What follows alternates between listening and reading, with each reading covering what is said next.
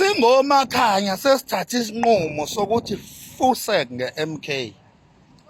Fusek ngempela futhi nge-MK. Fusek. Yabona angikaze ngiphoxeke kanje. I-MK ingiphoxile. And lokhu kuphoxeka kwami ngifuna ukunitshela kahle manje. Bonke abantu abajoyina i-MK ngenxa yami ngicela bawushiye phansi lo thufi loyo. Ngicela bashiye phansi lelo toilet. Bantu abavotela i-MK ngoba bebona inconywa yimina la ku social media. Ngicela bawashiye phansi amasimba. Ngicela bawashiye phansi. Mina sengithatha isinqumo sokubuyela kwi-ANC. I-ANC akaze ngivotele mina nje selongazalwa akaze ngivote. Ngiqale mina ukuvota ngo-2025 May. Yonke leminyaka akaze ngivote mina. U-2025 May ngangiqala ngqa ukuvota ngivotela i-MKP. Ingiphoxile, ingilalise phansi, ingidumazile. Njengamanje i-MKP amasimba umsunu. Njengamanje ngo-2029 ngizovotela i-ANC. Yini ebidala ngingavoti yonke leminyaka? Ingoba i-ANC bengicabanga ukuthi lisekhona ithemba lokuthi sothi masivota kwenzeke izinto eziright. Ngo-1994 ukuvota kwethu for the first time njengabantu abamnyama. Azange ngivote mina ngangise underage futhi ke ngangihluphekela kabi ngixakwe indlala. Angingenawo ngisho amandla okuvota. Ukuvota okwalandela lapho ngangibulawa indlala ukunya ngingenawo amandla okuvota. Yakhumbula ukuthi lolo voto lelo laphasisa uThabo Mbeki amahlandla amabili. Ngibulawela nje ipoverty. Ukuvota okwalandela lapho ngase ngiyisecurity ke ngumantshingelane. Kodwa nalapho ngangibhuqwa indlala ngingenawo ngempela amandla okuvota. Indlala ithe bhek kimi.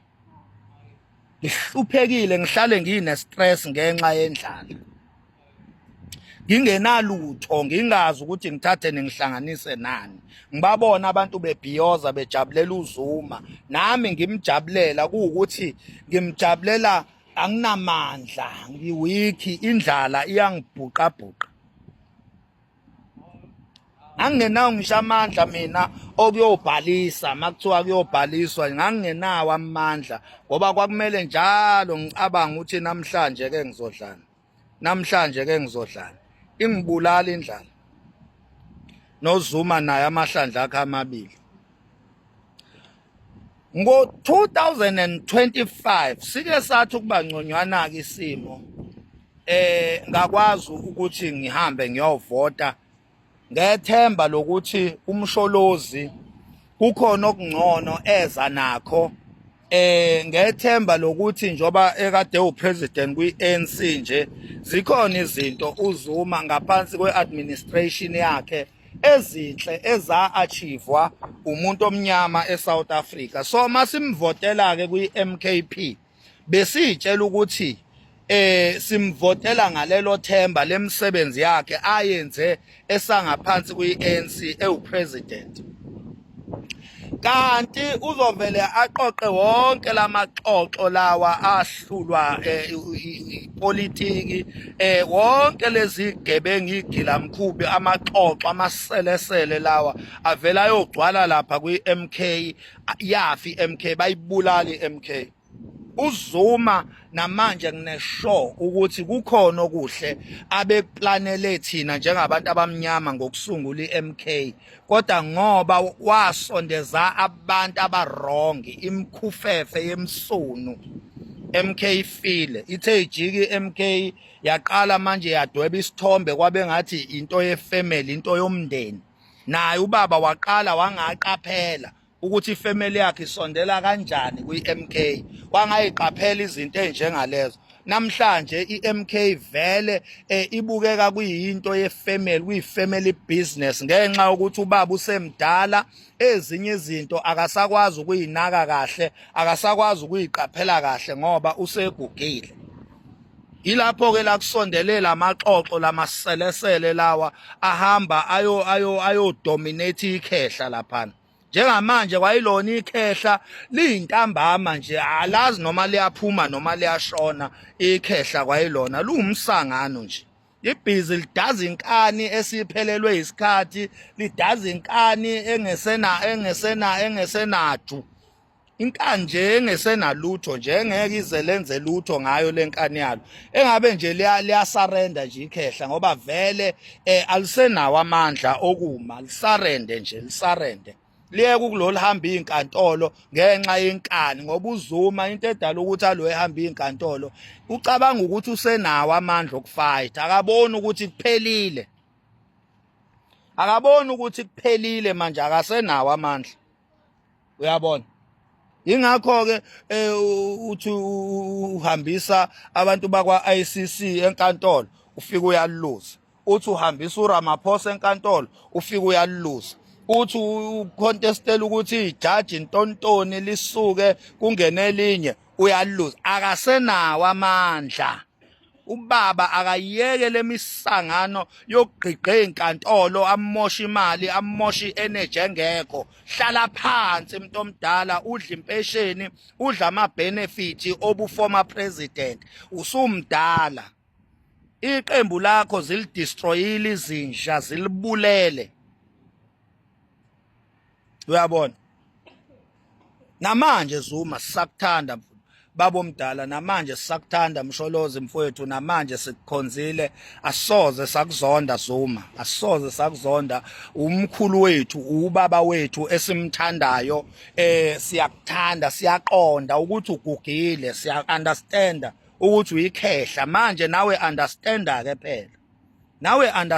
ke phela uyabona nje ukube wawuyiphathisa okwe age yakho wawungeke uzuyongena ejele wona lo 2 months nje wona lo 2 months wawuhlala ejele wawungeke uzuhlale ukube nje uyaziqonda ukuthi age yakho ingakanani ebese nje uyitreata njengamanye nje amakhehla njengoba nawe uyikhehla ngoba ngeke uzukubalekele lokho noma ungazama ukuthi hayi wena uintelligent wena uwise wena wazi ipolitiki awusenawo amandla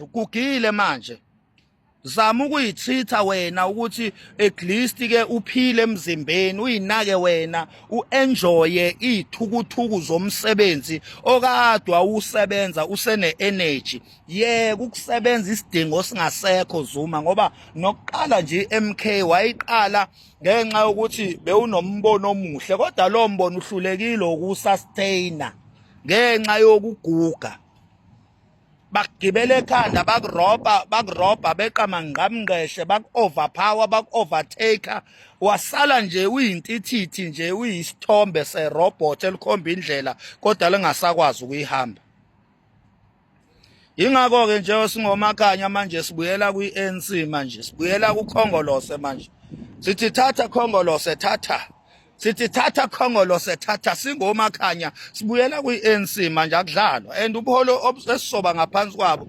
ubaKwaZulu Natal base KZN ubuholi nje esisoba ngaphansi kwabo singomakhanya base KZN sizwile ukuthi yadisbandwe ubuholi base KZN buzovuka izoba right iANC eKZN singomakhanya sibuyele ekhaya sibuyele kwi-ANC ingane zakwethu sizoyivotela ke kulokho sizoyivotela impela iANC sizoyivota kusukela nje manje ngoba kulelu ukhetho lizoba khona ngoNovember sizoyivotela iANC kuphinde ngokhetho la ngo-2029 sophinde sivotele futhi iANC nje iyona kuphela manje inhlangano esizoyiphusha singomakhanya konke okunye akuthule lo baba weNFP siyamdinga